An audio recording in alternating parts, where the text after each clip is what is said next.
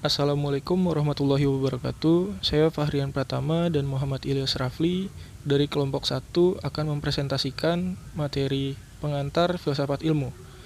Maka dari itu, mari simak materi berikut. Apa itu filsafat? Filsafat berasal dari kata Yunani philos sophia, yang berarti cinta kebijaksanaan. Filsafat merupakan bidang pemikiran manusia yang paling penting karena bercita-cita untuk mencapai makna hidup paling hakiki. Meskipun bagi sebagian orang, cara berpikir dalam ilmu filsafat dipandang sebagai suatu hal yang berbelit-belit dan membosankan, cara berpikir dalam ilmu filsafat terbilang sangat membuka wawasan. Pemikiran dasar yang dikemukakan para filsuf terdahulu masih menjadi rujukan dalam melihat berbagai masalah yang muncul di dunia modern. Pada dasarnya, setiap ilmu pengetahuan mempunyai keunikan tersendiri yang saling membedakan. Selain itu juga memberi manfaat dan memiliki kegunaan dalam kehidupan. Bisa dibilang filsafat merupakan bidang pemikiran manusia yang paling penting karena memiliki tujuan yang sangat krusial bagi kehidupan manusia. Objek filsafat.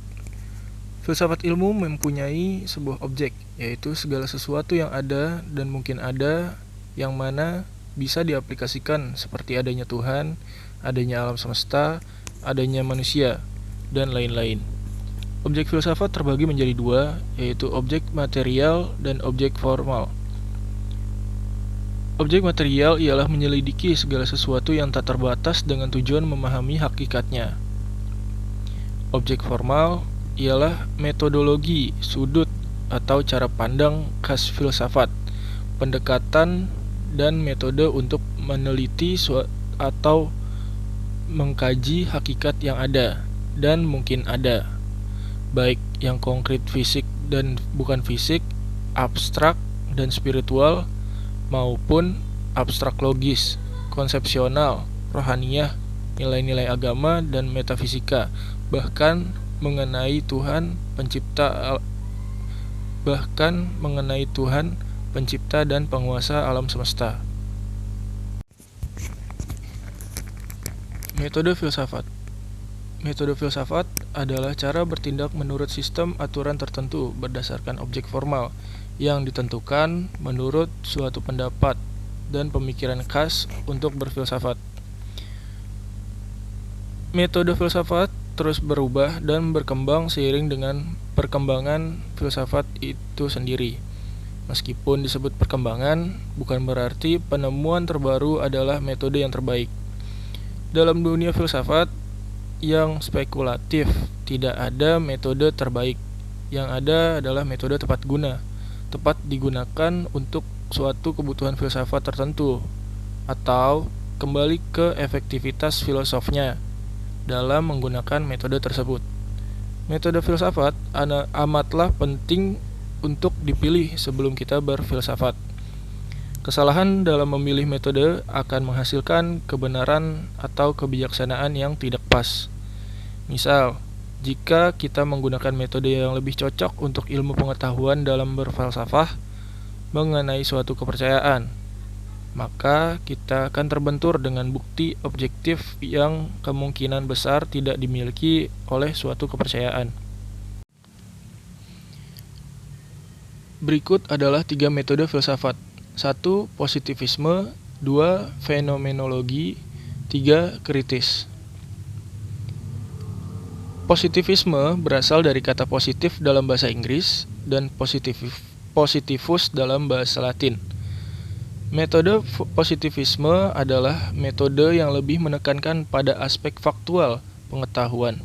Maksudnya adalah kita mempelajari atau menyelidiki hanya berdasarkan fakta dan berdasarkan data yang nyata, dan sesuatu yang masih tidak jelas dikesampingkan seperti ilmu gaib dan metafisik, dan dapat dibuktikan melalui 3 cara. 1. Observasi atau pengamatan.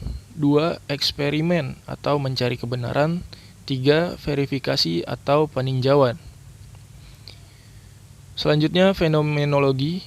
Metode ini adalah suatu ilmu pengetahuan yang didapat dari pengalaman yang telah didapatkan seseorang atau sesuatu kejadian yang sudah pernah terjadi. Seseorang dapat mengaplikasikan metode ini dengan cara menceritakan kejadian, waktu, dan tempat yang telah terjadi. Terakhir, metode kritis. Pada metode ini, manusia lebih cenderung aktif dalam membentuk dunia mereka sendiri. Ilmu pengetahuan dapat mereka dapatkan dari pikiran-pikiran kritis yang ada dalam pikiran mereka masing-masing. Asal filsafat. Berikut adalah 3 hal yang mendorong manusia untuk berfilsafat. Yang pertama, ketakjuban. Dalam Kamus Bahasa Indonesia, ketakjuban diartikan sebagai sebuah keadaan takjub, heran, kagum akan suatu hal. Dalam arti ini, ketakjuban memiliki 2 komponen, yaitu seseorang yang takjub dan sesuatu yang membuat takjub. Kedua, ketidakpuasan. Penyebab munculnya filsafat yang kedua adalah ketidakpuasan. Ketidakpuasan dalam mendapatkan makna terdalam atau the ultimate meaning muncul karena tidak memadainya suatu pengetahuan untuk menjawab suatu masalah, atau tidak tuntasnya penjelasan yang diberikan oleh suatu pengetahuan, atau sudah bosannya manusia dengan pengetahuan, penjelasan, dan kemampuan yang mereka miliki. Ketiga, hasrat bertanya. Ketakjuban dan ketidakpuasan manusia menimbulkan hasrat bertanya yang tidak kunjung habis. Hasrat bertanya membuat manusia mempertanyakan segala-galanya. Pertanyaan-pertanyaan yang diajukan tidak sekedar terarah pada wujud sesuatu, melainkan terarah pada dasar hakikatnya. Inilah yang menjadi salah satu ciri khas filsafat. Filsafat selalu mempertanyakan sesuatu dengan cara berpikir radikal sampai ke akar-akarnya, tetapi juga bersifat universal. Peranan filsafat. Menyimak sebab-sebab kelahiran filsafat dan proses pertimbangannya, sesungguhnya filsafat telah memerankan sedikitnya 3 peranan utama dalam sejarah pemikiran manusia. Ketiga peranan yang diterapkan ialah pendobrak, pemberantas, dan pembimbing. Kegunaan filsafat di lingkup mahasiswa antara lain untuk mampu memikirkan suatu masalah secara mendalam dan kritis, dapat membentuk argumen dalam bentuk lisan maupun tulisan secara sistematis dan kritis, serta mengkomunikasikan ide secara efektif. Cabang-cabang filsafat. 1. Ontologi. Kata ontologi berasal dari bahasa Yunani, kata ontos yang berarti berada atau yang ada, dan kata logos artinya sebuah ilmu. Jadi dapat disimpulkan ontologi merupakan ilmu atau teori mempelajari mengenai wujud yang ada. Dalam kaitannya dengan ilmu, aspek ontologi ini mempertahankan mengenai objek yang mampu ditelaah secara keilmuan. Sementara itu, ontologi ini juga membahas mengenai suatu hal yang ada yang secara universal mampu menampilkan pemikiran semesta universal.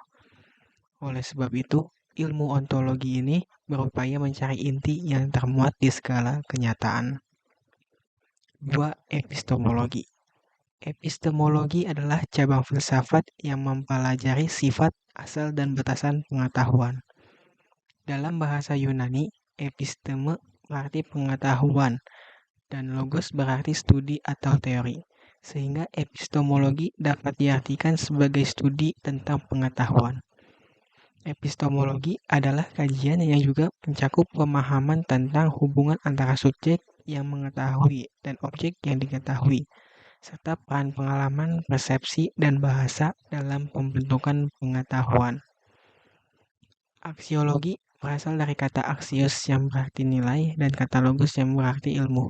Secara umum, aksiologi bisa diartikan sebagai cabang ilmu filsafat yang mempelajari tentang tujuan ilmu pengetahuan dan bagaimana manusia menggunakan ilmu tersebut, sehingga mendalami dulu dasar-dasar dari ilmu pengetahuan.